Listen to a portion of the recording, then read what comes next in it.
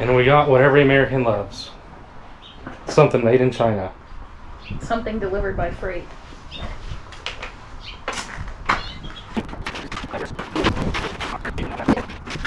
HS 250 watt, color green, whatever that is.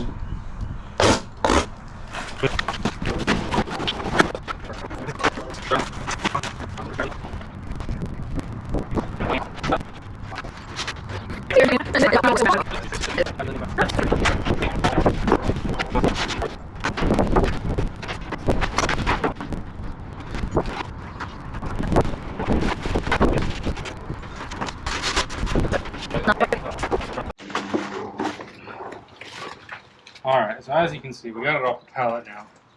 It's kind of a pain in the ass. But now that we got it off, you got to put your suspension, your wheels on. Had to get the front bolt through the first tire and the rear bolt on the back. I didn't even get the tire on right. We're going to have to fix that later.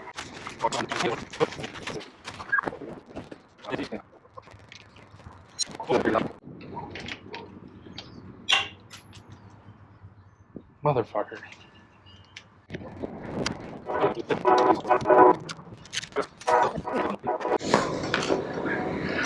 Alright, now let's put this wheel on properly. How do you do that? You tell me.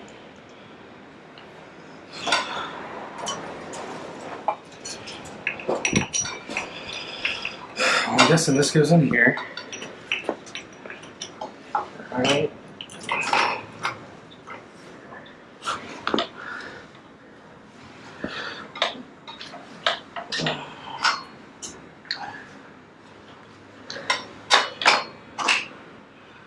I'm guessing it goes something like that.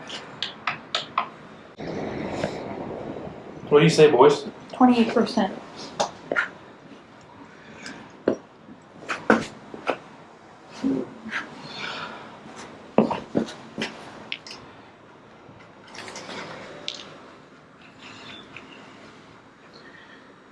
So maybe that goes something like that. And I feel like these pistons are just pushed in a little bit too much.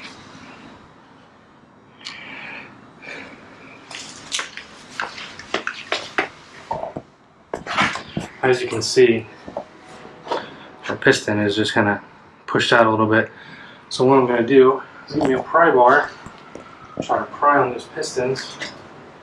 What do we do with the pry bar? So those push in relatively easily. So now I should have the space to put this on the caliper. Let's put that on. Now let's back around. That must be the speed sensor. Now, everything we just did, let's go ahead and do that again real quick. Alright. We're back.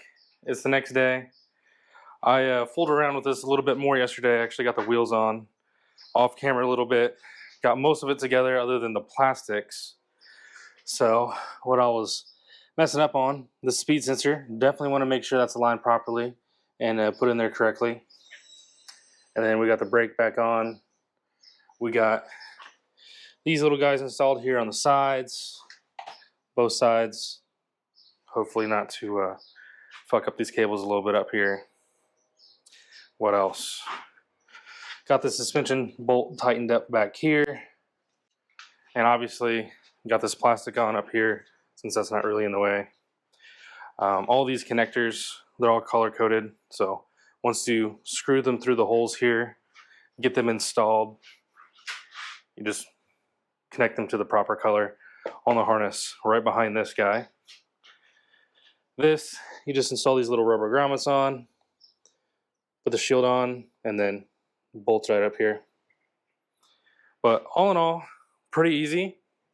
So I let this run for a few minutes.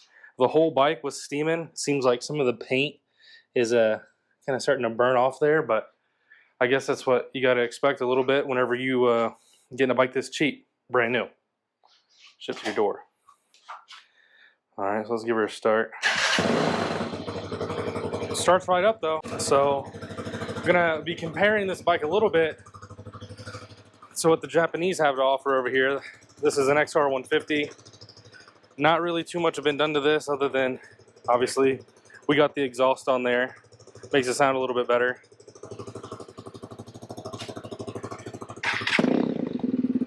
Also starts right up as you would expect from something from Honda, but more comparison with this a little bit later. But just kind of looking at the resemblance here, I mean, looks like the same seat, kind of same setup, same exhaust path, kind of. Oh, out the door, brand new for an XR, you're gonna pay $4,000 for one of these, 1,500, 1,600, with shipping, everything included that you need.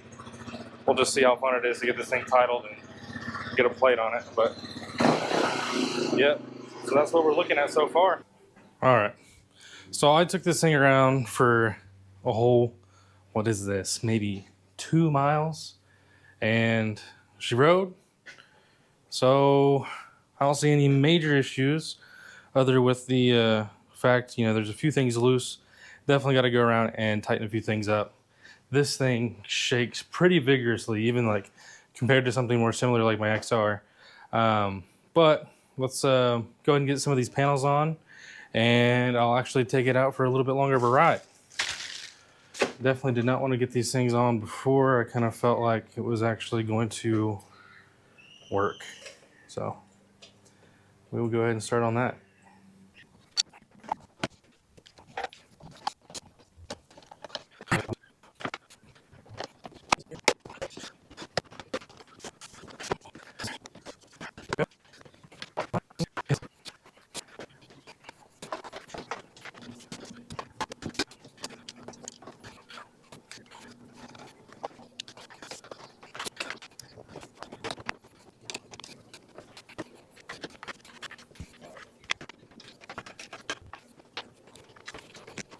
All right, let's see what this thing's got.